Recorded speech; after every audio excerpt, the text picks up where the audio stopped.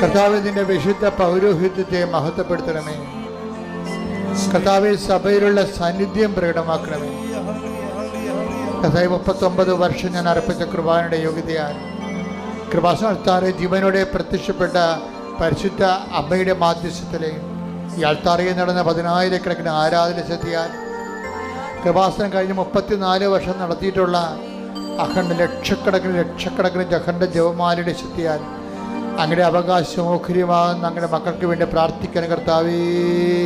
കർത്താവേ, അന്ധന് കാഴ്ച നൽകിയവനെ, കർത്താവേ, ചുവടിന് കേളി നൽകിയവനെ, കർത്താവേ, ഊമന് സംഭാഷണം നൽകിയവനെ, നിന്റെ തിരുമുറുവാർന്ന് വലതു കരം അങ്ങയുടെ മക്കളുടെ ശിരസ് വെക്കണമേ എന്ന് പ്രാർത്ഥിക്കുന്ന ക്യാൻസർ രോഗങ്ങൾ, കരൾ രോഗങ്ങൾ, ഹൃദയരോഗങ്ങൾ, എപ്പിലെപ്സി രോഗങ്ങൾ, പിസിഒഡി രോഗങ്ങൾ, എല്ലാ രോഗങ്ങളും കർത്താവേ ഈ നിമിഷം കർത്താവ് നിന്റെ വിശുദ്ധമായ രക്തത്താൽ സ്പർശിക്കണമേ, വിശുദ്ധമായ രക്തം കഴുകണമേ എന്ന് പ്രാർത്ഥിക്കുന്ന കർത്താവേ.